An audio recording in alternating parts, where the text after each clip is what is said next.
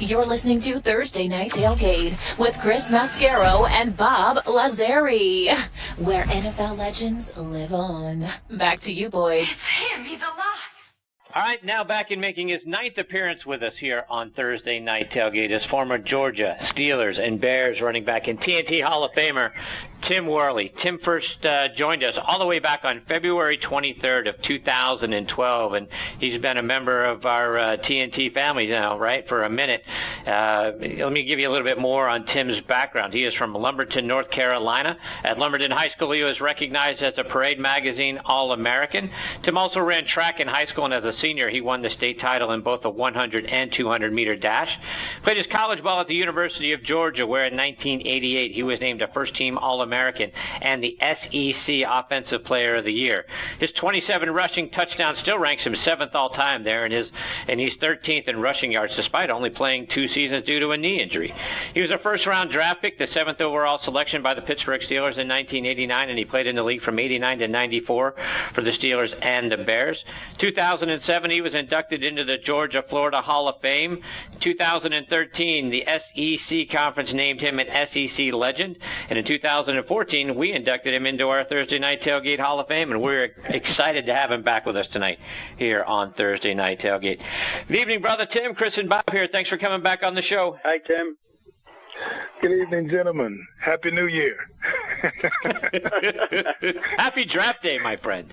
It's been a while.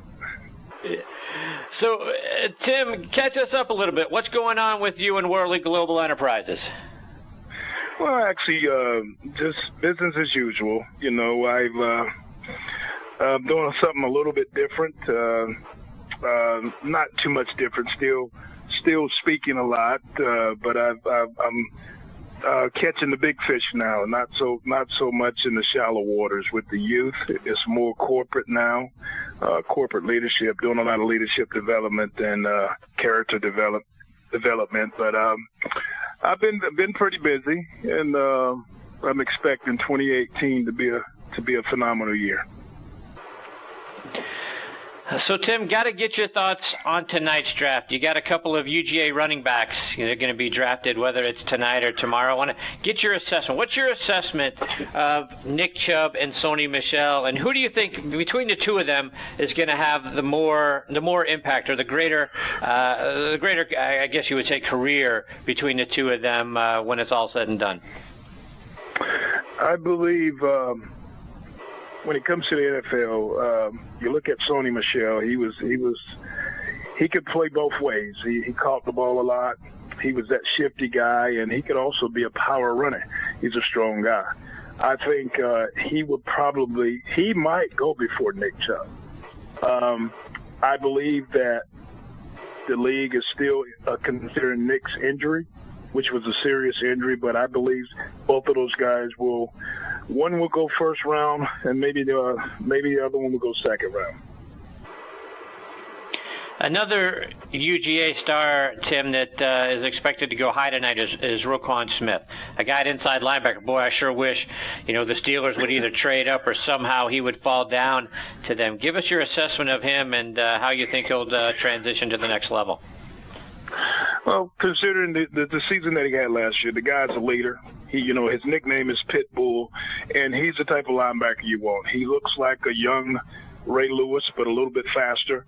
He's not that big, but he's a ball player. I mean, he's very intelligent. He's got football smarts, and he knows the game, and he's hungry. And I would love to see the Steelers trade up and pick him up, but I don't know if that's going to happen. But he's not going to be around too long. I think he will go in the top 10. Bob, questions for Tim? Great to speak with you again, Tim. And I'm taking you back to after you were drafted in that first round, Tim. Did anyone from the Steelers offer any advice to you as far as what you might have to work on between April and July of that year? Or is there something that you did on your own that you knew you had to get better at before you went to training camp? Well, considering coming from UGA, we were line up 7.5, 8 yards in the backfield and pitch it to us, hand it to us, and get out of our way.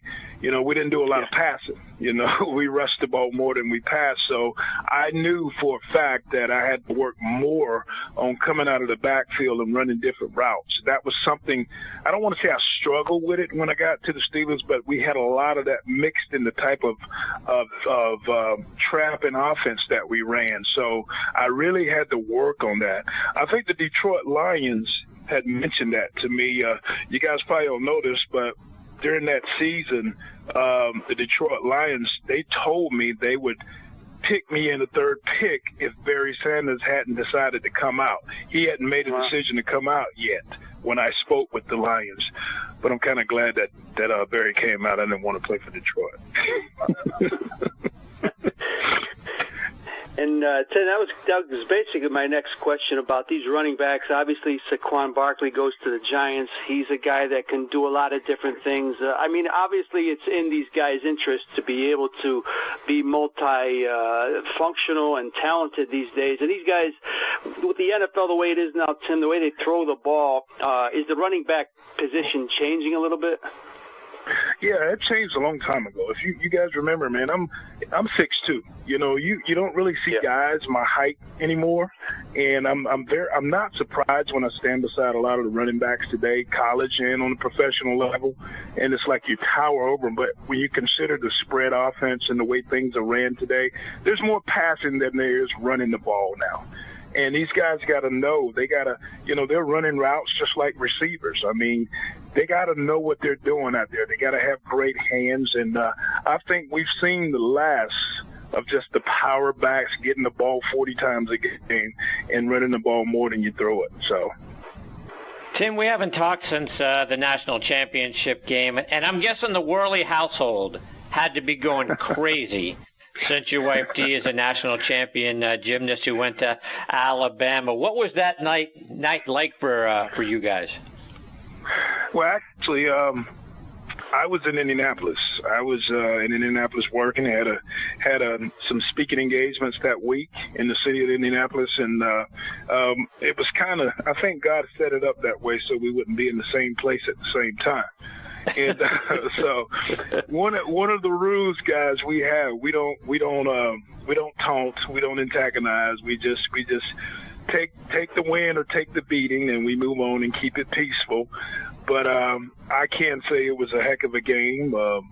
Georgia, I felt like Georgia was pounding them for 3 quarters, and finally Bama just came back and did what they had to do. But we really haven't really talked about it since, to be honest with you.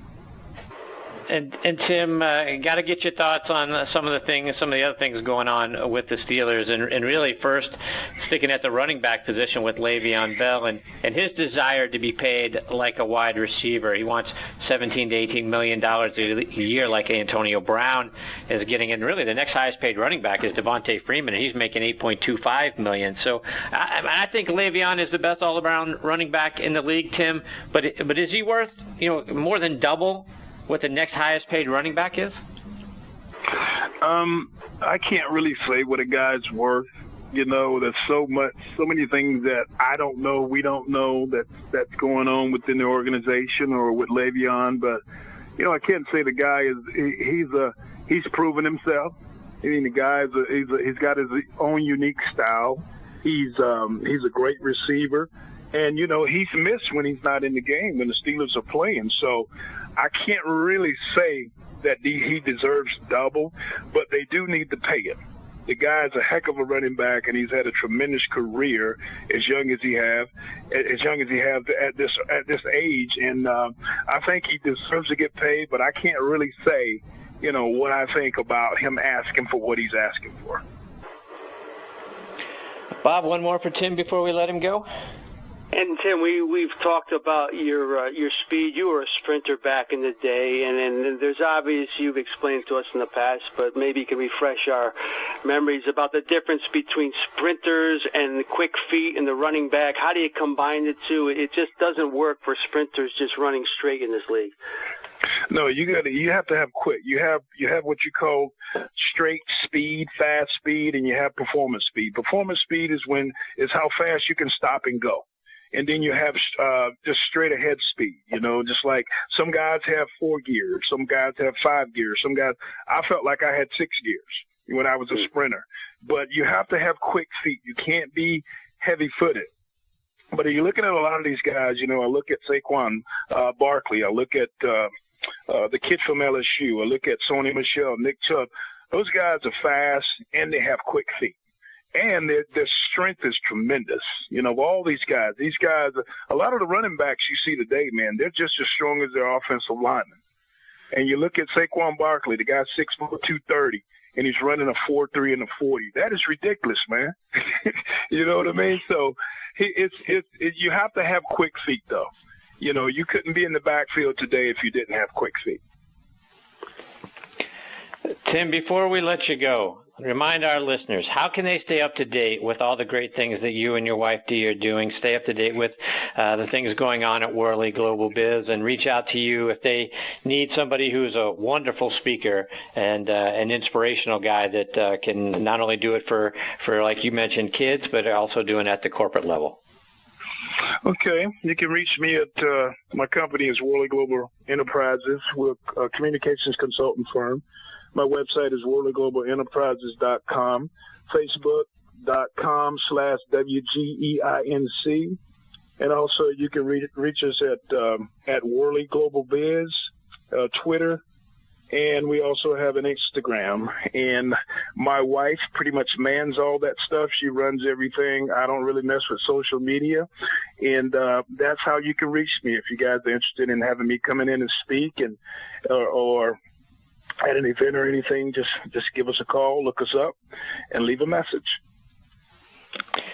Tim, it's always great for Bob and I to get to catch up with you. We hope we get the opportunity to do it again real soon in between now and then. Thank you, first of all, and all the best to you, Dee, and the rest of your family.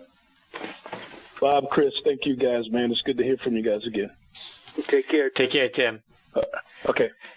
That is former University of Georgia, Pittsburgh Steelers, and Chicago Bears running back Tim Worley. We've got our next guest, Greg Lloyd, hanging on the line. We're going to get to Greg right on the other side of this quick station break.